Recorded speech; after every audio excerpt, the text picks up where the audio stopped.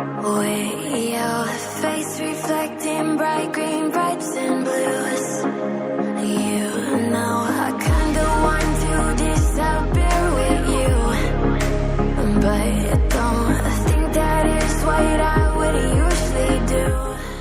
Assalamualaikum warahmatullahi wabarakatuh. Selamat malam, jumpa lagi dengan kami di Ngalor Ngidul Podcast. Tema kita pada malam hari ini adalah ketika menjadi pegawai negeri tidak lagi seksi. Konon katanya bagi kaum milenial menjadi pegawai negeri sipil atau PNS bukanlah ide yang menarik. Tapi ketika pendaftaran calon PNS ternyata peminatnya Masya Allah bisa sampai ratusan ribu milenial. Nah, bagaimana penjelasannya? Ini yang menarik. Nah, malam ini saya ditemani oleh 3 orang narsum sekaligus dan ketiganya dari kalangan milenial. Oke, langsung saja perkenalkan diri kalian masing-masing. Tentunya ladies first ya. Oke, silakan. Bismillahirrahmanirrahim. Selamat malam teman-teman pendengar podcast Ngalur Ngidul. Nama saya Sylvia Fibrianti, umur 34 tahun, pekerjaan sekarang menjadi PNS di Kementerian Riset dan Teknologi, Badan Riset dan Inovasi Nasional sebagai perancang peraturan perundang-undangan. Oke, selanjutnya Mas Ozi. Baik, Assalamualaikum warahmatullahi wabarakatuh. Salam Ngalor Ngidul Podcast ya, perdana ini. Perkenalkan nama aku Ozi Gabriel Andika. Profesiku saat ini guru SD PNS di Kabupaten Kepahyang di Bengkulu. Umurku 26 tahun. Alhamdulillah. Jauh juga ya dari Kepayang. Oke, selanjutnya Mas Helmi. Baik, Assalamualaikum warahmatullahi wabarakatuh. Selamat malam semuanya, pendengar dimanapun. Ya, ini juga kali pertama saya di podcast Ngalor Ngidul ya. Mudah-mudahan apa yang nanti yang saya sampaikan bisa menjadi inspirasi atau manfaat. Nama saya Helmi Nur Jamil, umur sekarang 30 menuju 31. Pekerjaan saat ini saya agropreneur. Jadi dulu sempat jadi pegawai negeri, cuma akhirnya memutuskan resign kurang lebih 30 gitu. Oke, jadi saya nggak salah ya mengundang 3 narasumber pada malam hari ini yang semuanya benar-benar dari generasi milenial. Agak deg-degan juga nih saya nih karena saya udah bukan milenial lagi, mungkin boleh dibilang milenium juga aluminium kali. Titanium. Oke, tanpa berpanjang-panjang lagi, langsung saja. Ini kita santai aja ya. Nah, di sini kan saya mau bertanya sama teman-teman. Nggak harus sama nih terminologinya sama yang ada di undang-undang gitu ya. Deskripsi pegawai negeri versi kalian itu apa sih? Kayak dari Sylvie. Iya, karena udah dibatasin nggak boleh pakai undang-undang. Jadi aku paling singkat aja sih Mbak, pegawai negeri sih pegawai yang bekerja di instansi pemerintah dan digaji dari APBN. Itu sih definisi pegawai negeri menurutku. Ya, lanjutnya Mas Aldi. Ya, tidak jauh berbeda sih. Kalau aku memandang bahwa pegawai negeri itu adalah seorang pelayan atau pembantu publik. Seperti aku kan membantu menyiapkan keperluan untuk mencerdaskan bangsa, mengajarkan anak SD seperti itu. Oh ya, Mas Ozi ini guru ya, guru SD ya Mas ya. Oke. Kepada pembantu pelayan publik. Oke, next Mas Helmi. Ya, kalau aku sempet dulu waktu awal, jadi makin berumur mungkin definisi pegawai negeri itu jadi agak beda. Awal-awal kuliah, pegawai negeri itu adalah pegawai yang mungkin sangat dinanti-nanti oleh sebagian besar mungkin ya fresh graduate gitu. Karena kenapa? Aku bilang pegawai negeri itu adalah pegawai yang bisa dibilang masuk dalam zona aman. Karena kenapa saya bilang aman? Karena amannya begini, amannya ketika kita masuk ya kan, yang penting kita lurus-lurus saja, ikutin apa aturannya, pasti jenjang karir akan sendirinya naik gitu. Itu maksud saya yang zona aman. Nah, nyamannya kenapa? Nyamannya karena kita cuma kerja berdasarkan yang sudah kita rapatkan di awal tahun ya kan sampai akhir tahun Ya sudah, begitu aja mengulang terus. Itu perspektif saya ketika awal masuk. Tapi begitu sudah menjalani sekian lama pengabdian ya kan, ternyata menurut saya pegawai negeri tidak lagi seksi karena kita sudah dibatasi ruang waktunya. Jadi ketika misalkan walaupun di beberapa instansi sekarang sudah ada sistem akselerasi, tapi ternyata budaya senioritas, budaya kerja harus berdasarkan LPJ dan segala macam itu malah membuat generasi milenial itu tidak bisa menciptakan sesuatu yang benar-benar di luar rambu gitu. Ketika kita di luar Ruang rambu, geraknya terbatas ya. betul. Jadi ada ruang khusus lah gitu. Jadi kalau udahlah kamu nggak usah macam-macam, ini udah ada plot kinerjanya, ini udah ada aturannya. Terlalu kaku menurut saya. Itu pandangan saya ketika mau akan resign gitu. Jadi emang ada dua definisi nih. Itu sih pandangan dari saya. Oke, luar biasa. Jadi ada before after ya untuk khusus Mas Helmi ini ya. Betul. Nah, sekarang saya mau bertanya tentang ekspektasi dan realita setelah menjadi pegawai negeri.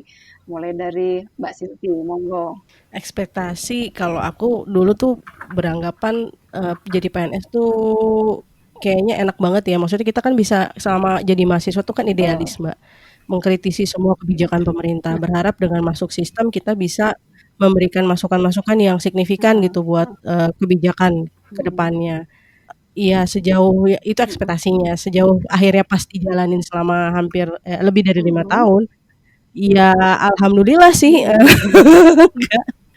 Ya mungkin 60% lah bisa ikut bantu untuk sedikit banyak dalam bukan mencetuskan sih apa ya, proses pembuatan kebijakan itu ya khususnya apalagi kan tugasku kan di bagian peraturan, jadi sedikit banyak akan ada lah terlibat gitu untuk menyusun kebijakan dalam bentuk regulasi itu gitu. Cuman ya itu seperti yang tadi Helmi juga sampaikan sih, ada beberapa yang akhirnya emang kita tuh kalau udah pakemnya begitu kayaknya nggak akan pernah bisa berubah padahal zaman berubah gitu. Jadi sistem birokrasi juga kita nih sebagai milenial kadang-kadang jadi ngerasa gerah juga ketika kita punya ide, punya kreativitas yang kira-kira atau inovasi lah ya yang bisa membantu gitu buat sistem kerja yang lebih baik, birokrasi yang lebih baik juga itu kadang akhirnya melempem juga gitu. Tapi sejauh ini sih alhamdulillah untuk kebijakan yang untuk regulasi beberapa kali terlibat kayak pembahasan di DPR. Alhamdulillah sih punya peran lah sedikit gitu di Jadi situ. artinya apa yang mau disampaikan masih bisa tersalurkan kan ya. Oke. Untuk Iya. selanjutnya silakan Mas Ozi.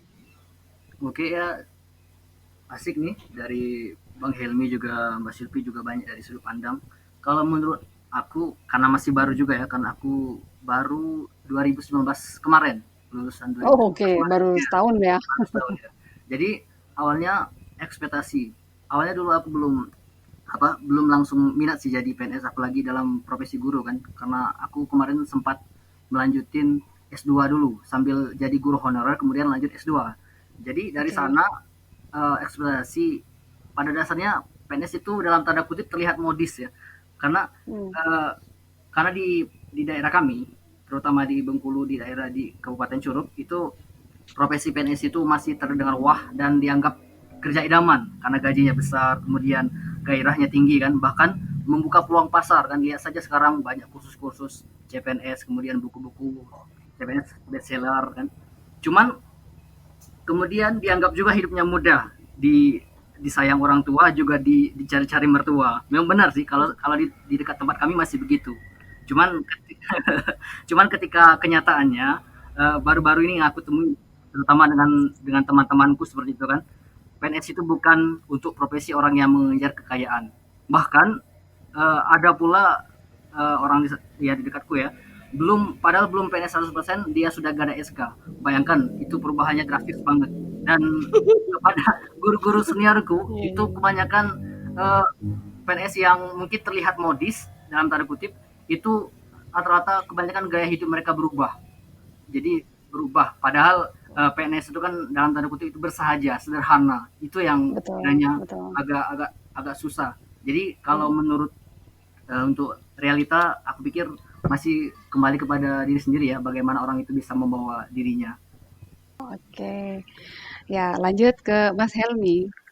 Ya, kalau berbicara ekspektasi, lagi-lagi saya balik ke flashback ketika sebelum jadi PNS, yang mana ketika itu kan saya masih emang fresh fresh graduate gitu kan, belum pernah ngerasain yang namanya kerja gitu kan. Jadi ketika masuk, ekspektasi saya tuh kerja di PNS sebetulnya memang buat cari link ya kan, juga apa nyari gimana sih cara birokrasi yang bagus ya kan, masih standar-standar apa namanya kalau misalkan kita baru-baru lulus gitu. Tapi ketika sudah dijalani, mungkin setahun 2 tahun kita masih semangat. Nah, cuman kalau buat orang-orang yang emang bosan dengan rutinitas, saya pikir memang tidak cocok ya untuk menjadi PNS. Betul tadi kata Bang Ozi, kalau misalkan PNS itu memang jatuhnya lebih ke pengabdian ya. Kalau misalkan kita pengen karirnya cepat naik, terus kesejahteraan juga pengennya bagus segala macam, itu saya rasa nggak cocok buat kultur kita masuk di dunia PNS, karena walaupun kita mau ditempatkan di apa zona yang memang dapat tukinnya gede sekalipun, itu ada limitasinya dan kita nggak bisa apa namanya ngedobrak limitasi itu, karena mau ngedobrak harus ada aturan ya kan, lagi-lagi terbentur ruang geraknya gitu. Jadi balik lagi ke sebenarnya tujuan kita tuh goalsnya mau kemana sih, tujuan hidup ya gitu. Tapi kalau cuman mau apa Betul. kita nyari link, kita cari koneksi, cari ilmu gitu kan, nah itu sih sebetulnya bisa banget gitu di PNS. Apalagi PNS itu memang sudah apa namanya, semua itu sudah ada aturan-aturan. Itu aja Oke, Mbak. setuju ya. Itulah betul betul. Jadi itu apa ya, ekspektasi dan realita kalian sebagai generasi milenial. Nah, untuk apa ya, selanjutnya berdasarkan hasil riset, kan kalian ini bisa dikatakan generasi milenial gitu ya. Di mana karakteristik anak milenial, ini saya juga sebelumnya sebelum kita berbincang-bincang pada malam hari ini, saya coba cari tahu nih ya. Jadi apa sih karakteristik anak-anak milenial itu sebenarnya gitu ya. Nah, di sini setelah saya baca-baca, ternyata anak milenial itu karakteristiknya adalah sebenarnya eh, bagus ya gitu ya. Ini sangat berbeda dengan kalangan-kalangan mungkin dari generasi saya gitu ya. Kalau mungkin angkatan saya ini masih banyak rasa iwuh pekiwuh atau rasa malu atau rasa apa ya, ada batasan-batasan gitu ya. Nah, untuk anak-anak milenial ini boleh dikatakan mudah beradaptasi. Jadi mereka terlalu apa ya? Bukan terlalu ya, mungkin lebih cenderung terbuka pada siapa saja gitu ya. Dan mereka juga melek teknologi, kemudian berorientasi pada capaian, kemudian butuh perhatian gitu ya. Terus berpikiran terbuka, open mind gitu ya. Dan satu lagi ini sebetulnya saya highlight ya, gini ya, saya mau konfirmasi ya, betulkah ya itu kalian itu mudah bosan? Nah, dan itu boleh dikatakan sebagian besar kalau saya lihat itu tidak sejalan dengan sistem atau kultur bekerja di kantor pemerintahan. Contoh dari sisi jam kerja aja, ya kalau anak milenial kan pengennya kalau bisa kayak dulu zaman kuliah gitu kan, waktu itu kalian yang menentukan, kayak misalkan gue mau ikut jam kelas kuliah nanti jam berapa, mau siang mau pagi, pasti milihnya siang dong, karena pagi boleh dibilang saya udah punya anak gitu, anak saya masih tidur jam 9, kadang salat subuh terus mereka tidur lagi, baru bangun lagi jam 8 karena malamnya dia ngerjain tugas abrak-abrak gitu kan. Jadi artinya dari sisi jam kerja, birokrasi dan sebagainya gitu, itu sangat bertentangan dengan karakteristik kalian. Nah, pendapat kalian terkait hal tersebut bagaimana? Mulai dari Sylvie. Bener sih Mbak, banyak bener ya sih. Jadi kalau dibilang bosan, bosan banget Monoton gitu. gitu. Karena ya kerja PNS kan Mm-mm, monoton ya, betul. lebih ke administratif lah kebanyakan kan. Dan kalau kalau dari aku pribadi sih bukannya so idealis ya, tapi emang betul tadi yang pertama kali itu kalau apa yang kita harapkan, maksudnya kita belajar di kuliahan kita berharap kerja tuh bayangan kita kayak gimana, ternyata ekspektasi ternyata realitanya di lapangan nggak seperti itu gitu. Dan jadinya apa ya, kadang ilmu yang kita dapat di perkuliahan yang bisa kita implementasiin juga nggak banyak bisa kita implementasiin karena pakemnya udah jelas dan ada gitu, dan akhirnya itu nggak membuat apa ya, kemampuan kita berpikir kritis, analisis dan sebagainya itu nggak banyak dibutuhkan gitu di dunia PNS sebenarnya gitu.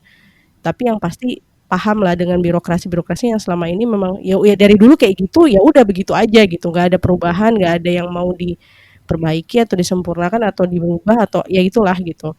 Dan akhirnya buat kita jadi bosan gitu. Kalau kalau dibilang jam kerja sih ya kayaknya Udah udah template ya sebuah gitu. apa ya, Udah bukan template pagi emang jam emang 8 udah sayang absen, kalau jam pulang kerja jam emang tapi kan swasta juga begitu kan Mbak ya. Jadi kalau aku sih lebih ke masalah birokrasi sih, cara kerja, sistem kerja dan mhm, ya menyelesaikan sebuah masalah gitu kan di sebuah sebuah pekerjaan itu ya harus banyak udah mulai dinamis gitu ngikutin perkembangan zaman supaya kita yang milenial nih nggak aduh kok gini ya gitu maksudnya jadinya tuh gimana ya nggak berkembang juga gitu kemampuan kita gitu loh Mbak kurang lebih sih kayak gitulah gitu. Oke, selanjutnya Mas Ozi, silakan Mas. Oke, kalau aku sih, kalau menurutku secara umum, barangkali PNS itu bisa dibilang terkesan kerjanya monoton. Tapi aku kira balik lagi itu tidak terlalu berlaku untuk guru. Sedikit aku cerita, kadang ada beberapa hal yang posisi aku sebagai milenial yang kiranya cukup mengganggu, yang cukup membuat seorang PNS bosan. Pertama itu cerita di ruang kerja. Terkadang PNS kebanyakan kalau waktu diistirahat tuh ceritanya kadang tentang sertifikasi gaji yang terhambat lah, bayar uang inilah. Jadi itu ceritanya itu mulu. Jadi kita jenuh kan, apalagi kepada guru honorer yang masih honorer, kemudian teman-teman yang belum sertifikasi gitu kan, itu juga menghambat. Kemudian yang kedua, ini terkait dengan administrasi, aturan administrasi. Aku kira aturan itu cukup jelimet, cukup ruwet. Karena karena begini, kadang antara badan ke misalkan antara ke badan kepegawaian dengan dinas daerah setempat itu hanya mempermasalahkan masalah format sebuah surat atau sebuah laporan gitu. Itu aja yang diribetkan. Akhirnya beberapa kali harus revisi itu yang kiranya buat bosan. Makanya Jadi kemudian oke. ya kan muncul lah kemudian isu bahwa ini sama senior A aja katanya bisa orang dalam kemudian bisa bayar. Itu yang merusak, itu yang kiraku cukup membosankan. Dan yang ketiga, kemudian PNS ini aku kira cukup cukup bergantung kepada pimpinan juga. Misalkan kalau posisi aku di sekolah, jadi kalau misalkan kepala sekolahnya gitu-gitu aja, ya kita sulit gerak karena namanya milenial kan cepat bosan, kemudian terkesan tidak suka dengan aturan-aturan yang kaku begini begitu Mengikat, aja. yang mengikat ya. Heeh. Cuman kalau profesi PNS secara khusus seperti aku guru kan, itu tingkat kejenuhannya tuh relatif lebih rendah karena ketika jenuh melihat ruang kerja bisa bertemu dengan siswa-siswi. Mungkin begitu. Jadi hiburannya ada di anak didik ya, Anak-anak Mas didik Ozi ya. ya. Anak ya, jadi kurang lebih kalau saya lihat juga apa yang menjadi permasalahan Mas Ozi ini sama dengan Silvi, balik lagi birokrasi ya. Dan itu tadi ya, administrasi itu juga kan masuknya ke situ. Oke, selanjutnya Mas Helmi, silakan. Ya, betul sih. Memang ternyata sama perasaan kita semua ya. Bosen, bosen dan apa ya, karena kan rutinitasnya gitu-gitu aja. Walaupun dulu saya jadi penyidik gitu ya. Penyidik itu kan kasusnya beda-beda ya. Antara kasus A dengan kasus B, kita ketemu orang yang beda, ketemu objek yang beda. Cuman setelah saya keluar, saya kayak kena terapi shock gitu. Lihat dunia luar, waduh, dunia udah begini ya gitu. Jadi karena saya langsung jadi pengusaha gitu kan. Jadi kayak saya ngeliatnya langsung, wah ternyata selama ini kayak udah ketinggalan berapa level gitu loh. Selama ini jadi kan jadi kayak mulai dari lulus kuliah ya kan, pengabdi 9 tahun habis itu resign, ngelihat orang-orang yang yang awalnya awal-awal kita kayak ngerasa bangga kan, wih udah pegawai negeri gitu kan, ada rasa bangga Betul. tersendiri ya kan. Tapi ternyata itu terlena, bikin kita terlena gitu. Kita misalkan kalau di Jadi tempat kayak biasa katak juga, dalam tempurung ya. betul betul 4 tahun kita langsung naik lagi, 4 tahun naik lagi, udah kayak, wih gue paling keren nih gitu kan. Begitu keluar, wih, oh ternyata dunia tuh begini ya gitu. Jadi kayak wow, terus kemarin-kemarin ngapain aja nih gitu. Jadi kayak terlalu asik dengan dunia kita gitu. Sementara perkembangan di luar sana tuh udah jauh banget, cepet banget gitu. Bahkan kan sekarang kan zamannya generasi rebahan, generasi Z itu lebih gila lagi dari kita kan. Nah, kalau generasi Z kan betul. dia make money bukan dari kerja kan, dari hobi. Itu emang skalanya udah beda level tuh, Betul. ya kan? Sesuatu yang kita Betul, seneng, betul. sesuatu yang bikin kita happy, dapat duit. Ah, itu udah zonanya mereka tuh sekarang ya kan. Tapi kita kayak mau ngejar tuh Betul. udah kayak waduh, kalau kita dulu kan kasarnya cuman dianggap lu gaptek sih gitu kan. Lu gaptek. Kita kayak gue generasi milenial nih, gue yang paling top ya kan. Sekarang kayaknya generasi Z kalau nggak bisa desain dibilang gaptek deh gitu. Nah, milenial, buset ini beneran jadi gaptek, kita nggak bisa ngedit video, nggak bisa desain. Waduh, ini udah kayak keluar dari hutan gitu kan. Sementara generasi Z itu di bawah udah kayak udah gak zamannya lagi ngedit-ngedit gituan. Sekarang kita bikin apps. Wow, udah apps ya levelnya. Jadi kayak waduh gila. Ketinggalan jauh. Iya, ketinggalan jauh banget. Even sekarang misalkan gue lagi sibuk-sibuknya ngurus ini apa namanya produk kan, kaldu jamur gitu kan. Nah, itu tuh kalau misalnya gue adaptasinya langsung sama birokrat yang milenial juga, itu tuh kayak dia tuh mencoba mensederhanakan sesuatu hal yang sulit. Let's say kayak lo kalau mau ngurus BPOM itu kan harus ada visit gitu kan, visit lapangan. Nah kalau misalkan kita dapet tingtongannya sama generasi milenial atau generasi Z bahkan, itu tuh gampang banget sama mereka. Udah kak, ini aja kita video call. Wih, kan keren gitu kan. Beda ceritanya kalau misalkan kita dapetnya udah ke dinas, terus juga dinasnya juga senior-senior gitu kan, yang kepala-kepala yang udah, Pak besok kapan pensiun gitu kan. Waduh, itu sih harus Pak, pokoknya kamu harus ikut yang namanya pelatihan. Pelatihan apa, Pak? Pelatihan sertifikasi pangan. Oh, oke. Pelatihannya ngapain aja? Iya, nanti kita kasih tahu dari model lain produksi begini.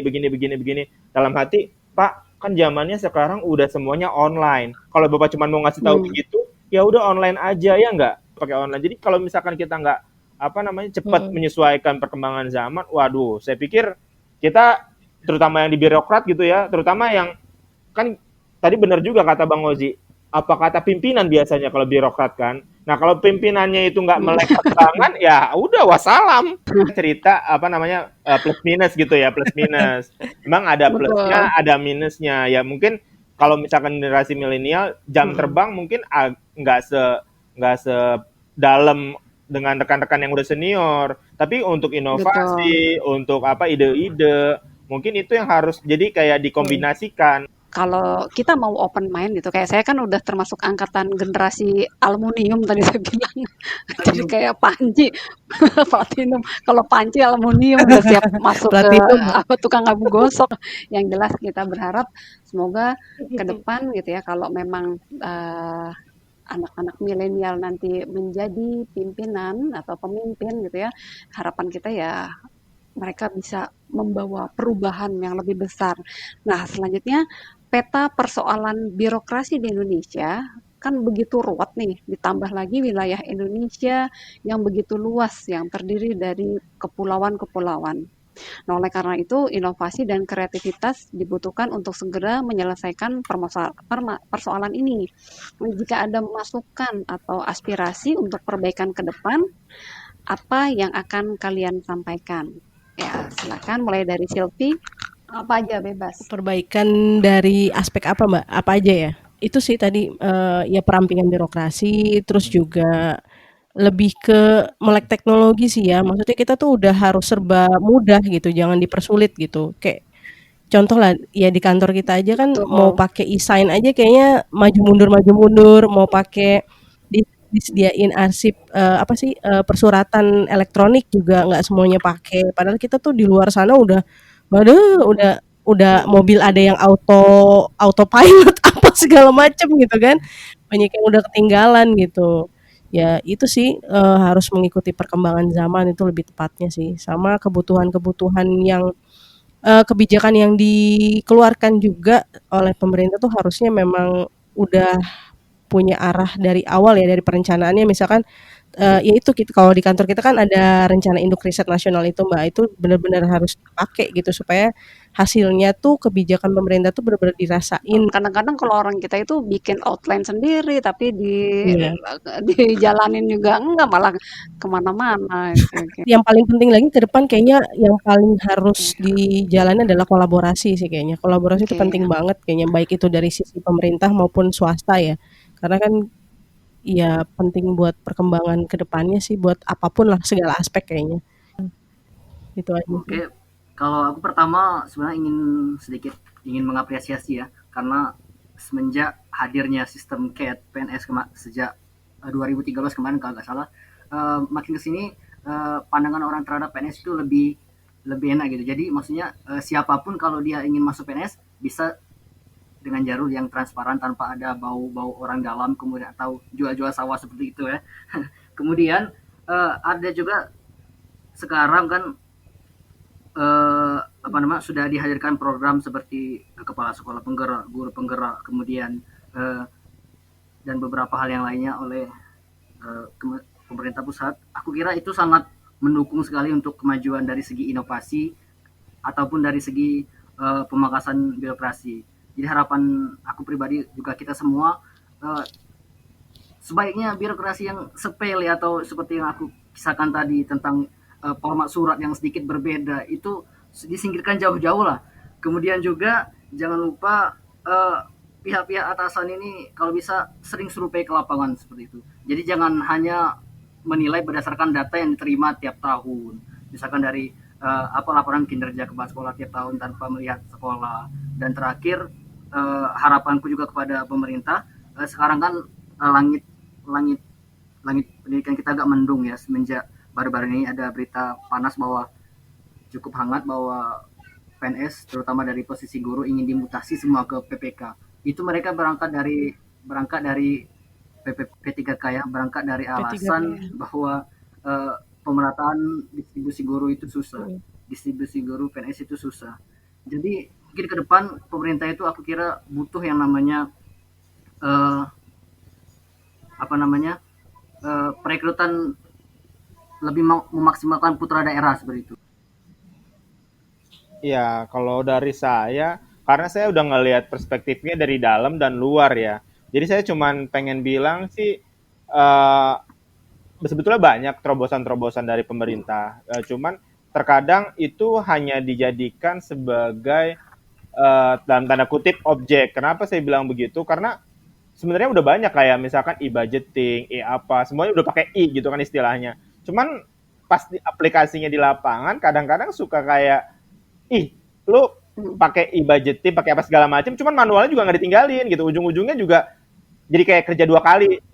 Jadi yang manual dikerjain juga, yang I-nya juga dikerjain.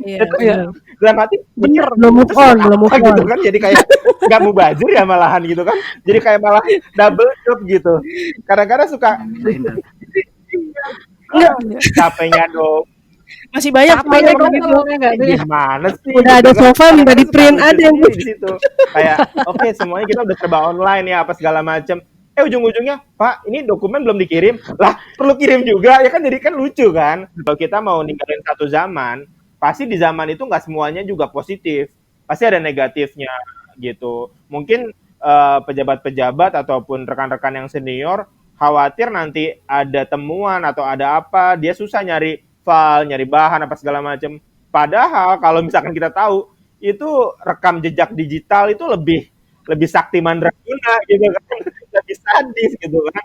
Nah itu makanya ya sebenarnya lebih ke arah ya kalau emang mau tuntas ya tuntas sekalian gitu. Ketika kita mau bilang kita mau masuk e-government, ya udah yang lama-lama ya udah control alt delete udah, nggak usah aja dibuka-buka lagi gitu. Masukan saya yang paling penting sih sebenarnya itu karena saya ngerasa banget ketika udah jadi pengusaha gitu kan lewat Jamur Halwa itu memang kita tuh perlu banget support yang namanya dari pemerintah, apalagi di zaman pandemi begini, di COVID begini gitu kan. Jadi sempet tuh waktu ada pertukaran ke Belgia, jadi kurang ajar kan. Saya udah di jauh-jauh ditugasin ke Belgia, pulang ke sini jadi petani gitu kan. Ini bener-bener gitu.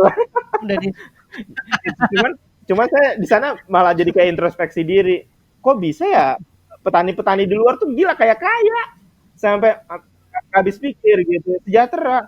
Kok bisa gitu kan? Karena memang Loh, kita punya sejahtera ya. disparitas harga dari tingkat petani ke end user ke customer itu benar-benar gila-gilaan bedanya gitu. Jadi kalau misalkan dari petani katakanlah 1.000 perak di tingkat end user 3.000, 3 kali lipat. Nah, yang jadi kayak misal sebetulnya kita tuh kayak murah banget bikin segala sesuatu kalau sepanjang itu agro sebenarnya murah banget. Yang bikin mahal apa? Pertama distribusi, yang kedua profit yang di tengah-tengah ini middleman ini si pengepul yang cuman mindahin dari kebun ya kan ke pasar gitu. Nah apalagi kalau sekarang kan kayak kalau kita buka aplikasi nggak usah disebutin merek lah aplikasi petani gitu kan itu harganya waduh itu kalau petani bisa langsung dapat harga segitu kayaknya petani banyak yang punya Alphard gitu rumahnya di Menteng rasa banyak deh. Iya bener. Bisa jadi petani. Gue resign kayaknya jadi PNS. Karena kayak Langsung resign saya jadi bayangin petani. gini kalau kita nih ya misalnya jadi petani jagung lah anggap gitu kan tanam sekarang gitu kan dia deg-degannya tuh 3-4 bulan di bulan keempat ada serangan tikus datang segala macam dia habis ya kan ternyata napasnya saya pikir awalnya napasnya cuma di situ doang begitu wih ini happy nih kita panen gitu kan happy kan udah nggak deg-degan dimakan tikus ternyata tikusnya berupa manusia kan datang berapa harga 2.000 ya 2.000 sapu bersih nih angkut semua ya kan sampai bengong ya ampun gini banget ya kan kehidupan kan kalau misalkan pengepul di agro itu kan dia nggak jual sekarang gitu kan besoknya malah nggak dapat duit nggak dapat duit gitu even Nggak tahan yang lama lama ya. apa sih di agro ya kan betul. itu pasti Iya, dia iya, bakalan susah lah jadi bergeningnya Oke emang nih. tinggi banget pengepul di agro tuh. Nah ini mendengar penjelasan dari Mas Helmi nih ya tadi ya kita berempat nih ya bertiga nih kalian kan narasumbernya nih. Saya mau tanya nih, menurut kalian dengan apa yang dikatakan Mas Helmi, jika memang semua berjalan dengan sesuai dengan ya idealis gitu ya, artinya pada porsinya masing-masing dan semua aturan dijalankan dengan benar, pokoknya ya tadi seperti yang dikatakan Mas Helmi dengan studi case atau contoh dari Belgia itu gitu ya, petani bisa sejahtera itu hanya petani gitu ya, gimana yang lain gitu ya. Nah, balik lagi nih dengan tema kita pada malam hari ini. Nah, kita masih masa transisi ya, peralihan ya. Artinya yang milenial mungkin masih dalam posisi kalau di pemerintahan masih levelnya taruhlah eselon 4 lah, middle ya, eselon 4 lah gitu ya. Saya belum bisa katakan eselon 3 mungkin ada tapi nggak banyak gitu ya. Artinya eselon 4 ke bawah gitu ya, staff gitu ya.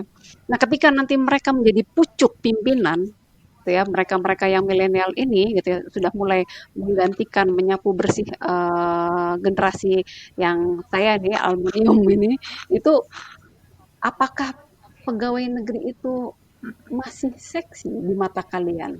Kalau aku seksinya apa nih Mbak? Kalau memang jiwanya mau jadi pelayan publik masih seksi, tapi kalau untuk jadi profesi untuk apa ya kayak nyari uang sebanyak-banyaknya enggak banget gitu. Jadi apalagi sekarang udah musim entrepreneur kayak Helmi gini agropreneur gitu kan itu udah banyak banget gitu orang bikin bisnis apa yang bisa ngasilin uang lebih banyak dibanding jadi PNS gitu.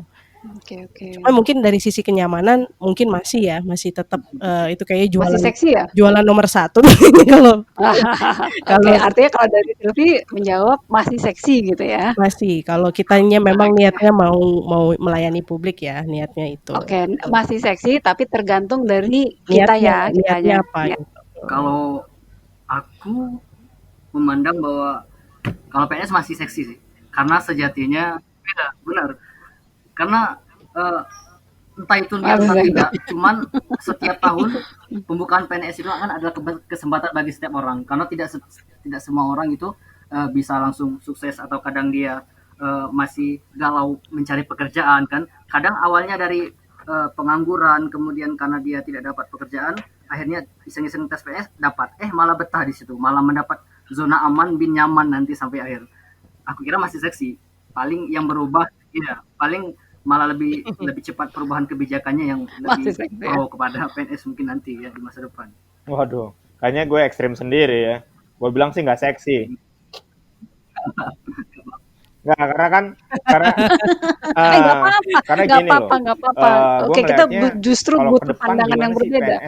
Sepanjang PNS itu pakai pola yang sama, itu kita buat suatu perubahan itu kayaknya susah banget. Karena sebagai analogi kenapa sih perusahaan startup itu bisa langsung booming dan langsung gede? Bayangin sekelas perusahaan-perusahaan yang lama lah, kayak kita kalau perusahaan mobil kayak Honda segala macam gitu kan, Toyota gitu, itu kan dia untuk mencapai kapital sekarang ini dibutuhkan puluhan tahun gitu kan, bahkan mungkin bisa sampai hampir 100 tahun gitu.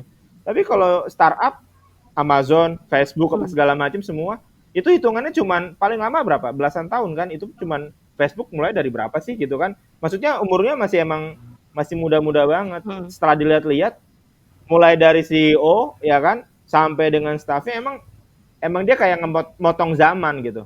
Dan ya memang kalau investornya sih tetap orang-orang tua kan, yang punya duit orang tua banyaknya kan. Nah, orang-orang tuanya tetap ada. Maksudku gini, kalau emang pengen dikasih kita memotong zaman, kita mau pakai model-model startup, coba aja. Misalkan emang nggak berani satu kementerian gitu nggak berani, coba aja beberapa divisi dikasih semuanya sama generasi milenial, kasih dia kebebasan sebebas-bebasnya. Coba kita model-model ala-ala startup. Nah, senior-seniornya atau generasi-generasi yang tua-tua di situ sifatnya kayak investor. Dia cuman kasih arahan, masukan gitu kan, tapi eksekutor CEO-nya ya anak-anak muda. Nah, ini terakhir ya. Ini kan Mas Helmi emang agak sedikit berbeda nih karakternya dari Mbak Sylvie yang ASN, Mas Ozi yang guru gitu ya. Nah, sekarang kan Mas Helmi ini dulu sih memang sempat boleh dikatakan adalah pegawai negeri gitu ya. Sekarang udah punya usaha sendiri. Boleh dong kita tahu apa sih usahanya, namanya apa gitu ya. Dikasih kesempatan loh. Walaupun Oke. Silakan Mas. Oke. Awalnya sebenarnya kayak lebih ke permalasan personal awalnya. Jujur aja ketika waktu masih PNS itu hampir nggak ada liburnya, hampir nggak ada waktu buat keluarganya. Even Sabtu Minggu kita masih harus neliti kasus segala macam. Nah, akhirnya saya beraniin diri keluar dari zona nyaman, zona aman. Bikinlah saya yang namanya Jamur Halwa. Nah, kalau misalkan di Jamur Halwa, kenapa saya pengen resign? Sebenarnya juga pengen ngebantu lebih banyak orang. Jadi visi saya itu di sini, nama PT-nya aja PT Halwa Farm Sinergi Indonesia. Saya banyak bersinergi sama orang, dari mulai lini produksi, lini pemasaran, semua saya pengen semuanya disinergikan, termasuk sisi permodalan. Akhirnya saya pengen waktu itu ya udahlah, kita bismillah aja. Kita yang penting kan gini, kalau anak muda bedanya sama orang tua apa? Kalau orang tua itu udah punya banyak pengalaman kan, banyak makan asam garam segala macam. Saya selalu terngiang-ngiang. Kalau misalkan saya kunjungan gitu ke petani senior, saya selalu dibilang, alah udah nggak usah A, nggak usah B, kita semua udah ngalamin kayak gitu, hasilnya tetap sama kok, sengsara juga. Selalu dibegitukan. Makanya teman-teman petani-petani muda tuh agak takut kalau misalkan ngambil sikap. Saya bales, oke Pak, memang saya nggak punya pengalaman, saya nggak punya masa lalu. Tapi karena saya nggak punya masa lalu, maka yang saya akan tawarkan adalah masa depan. Jadi planning 5 tahun kita nih seperti ini nih Pak. Nah, kalau ini terrealisasi, profitnya akan sekian. Gitu. Makanya kalau misalkan anak muda, dia nggak punya perencanaan, dia nggak punya planning, ya udah mendingan cepet-cepet pensiun deh. Itu sih. Jadi dari saya ya kan, akhirnya saya beraniin diri bikin yang namanya planning setahun, planning 5 tahun gitu kan. Saya cari dulu goals-nya saya apa sih. Saya bikin perusahaan sampai misalkan saya bisa IPO dengan nilai berapa nih kapitalisasinya, misalkan 1 triliun. Nah, ini di jangka waktu berapa lama. Nah, kayak gitu. Jadi ketika kita ada di zona nyaman, itu kan seringkali kita nggak punya goal sebetulnya. Jadi kita kayak emang ngikutin arus aja gitu. Ketika ngikutin arus kan pasti goals-nya cuma ke Muara. Kita nggak bisa ke tempat lain kan. Nah, tapi kalau misalnya kita udah netapin plan kayak di Jamur Halwa, itu awal-awal kita harus nguasain yang namanya budidaya, ya kan? Budidaya udah kuasain, kita harus nguasain yang namanya pembibitan misalnya. Tapi kan semuanya butuh uang, butuh modal apa segala macam. Ya udah, kita kolaborasi. Tadi Silvi bilang kolaborasi itu penting. Saya setuju banget. Karena yang namanya kita tuh pasti ada banyak banget minusnya gitu. Dibandingin dengan kelebihan, saya lebih percaya kita lebih banyak kekurangan. Tapi kalau kita terlalu takut dengan kekurangan kita, akhirnya kita nggak maju-maju. Let's say kayak gini, misalkan di pelajaran sekolah nih, Bang Ozi, ada misalkan satu orang anak, ya kan, matematikanya dapat 9, bahasa Inggrisnya dapat 9, ya kan, bahasa Mandarinnya misalkan dapat 5. Nah, yang di hair apa? Ya, mata kuliah apa ya? Maksudnya yang diulang-ulang terus. Pasti kan yang bahasa Mandarin, bener nggak? Kalau di sekolah ya. Kalau di sekolah. Nah, ternyata pas saya ke Belgia itu, orang sana nggak begitu. Yang di anaknya nih yang di misalkan dapat 9-nya itu, dia dikasih 2 pilihan. Kamu mau les matematika atau les bahasa Inggris. Mandarinnya di-delete. Jadi emang yang dikembangin itu adalah kelebihannya. Gitu. Karena kalau misalkan orang udah, dia namanya kelebihan, pasti kan minimal dia suka, ya nggak sih? Dia suka dengan bidang itu. Nah, kalau itu makin diasah, dia bakal jadi expert di dunia itu. Hal yang begitu yang bisa kita tularin ke generasi milenial gitu ya. Nah, di Jamur Halwa, karena saya background-nya dari komisi persaingan, saya paham betul tuh ilmu persaingan kan. Nah, cuman buat ngelawan yang namanya pasar, yang ngelawan kapitalis gitu kan. Kapitalis duitnya gede. Nah, kalau kita ngelawan pakai duit juga kan nggak mungkin gitu kan. Nah, kita pakai konsep kolaborasi. Tapi kita sebelum kolaborasi itu kita harus juga minimalisir nih. Misalkan resiko-risiko. Risiko yang pertama apa? Risiko pasar. Makanya saya bikin yang namanya integrasi hulu ke hilir. Jadi kalau misalkan produk jamur fresh nggak laku, ya saya nggak jual ke pasar. Saya lariin ke produk turunan, yaitu kaldu jamur. Kaldu jamur yang tadinya jamur itu sehari 2 hari basi, ya kan? Nah, dengan kaldu jamur 6 bulan sampai 1 tahun expirednya gitu kan. Nah, terus juga bisa posisinya yang tadinya misalkan pasar tradisional cuman skupnya Bogor, Jakarta dan sekitarnya, dengan kaldu jamur skupnya bisa dunia, kita bisa ekspor. Nah, pola-pola yang kayak gini sebenarnya yang harus ditularin ke generasi muda. Ini kita terbentur di masalah Bepop tadi. Sebenarnya udah ada pembicaraan mau ke Korea, Singapura gitu kan, Australia gitu kan. Cuman lagi-lagi Bepomnya harus keluar, dan buat dapetin Bepom itu harus 6 bulan. Makanya saya gemes banget. Aduh, kenapa 6 bulan? Ya Pak, harus visit apa segala macam. Aduh, saya bilang padahal peluang nggak datang 2 kali gitu kan. Itu cerita kisahnya Mas Helmi ya, kenapa Mas Helmi sampai banting setir ya. Jadi memang hal-hal seperti itu, apa yang dilakukan Mas Helmi itu butuh keberanian. Jadi apa yang kita, keputusan yang kita ambil harus kita juga berani menjalankan itu. Sebelumnya saya ucapkan terima kasih untuk Mbak Silvi, Mas Ozi, dan Mas Helmi atas atensinya, atas kesediaannya untuk mengisi podcast Ngalor Ngidul yang umurnya belum ada setahun ini. Buat teman-teman semua yang mendengarkan ini dimanapun, kami hanya butuh mungkin support dari teman-teman semua gitu ya. Jadi di sini ambil positifnya, karena apa yang kita sampaikan di sini tidak ada maksud untuk menggurui atau apapun, kita hanya sharing, berbagi. Nah, kalau untuk Mas Helmi mungkin butuh support ya. Bagi kalian mungkin yang mau mencoba produknya Mas Helmi, monggo aja dicolek itu akunnya. Nanti saya akan deskripsikan akunnya Mas Helmi di Instagram saya, Ngalor Ngidul Podcast. Oke, gitu aja dulu. Sebelumnya sekali lagi terima kasih. Wassalamualaikum warahmatullahi wabarakatuh. Waalaikumsalam. Makasih Mbak Yeti. Makasih Ngalor Ngidul. Makasih semuanya. Faded in this dark and smoky room. Way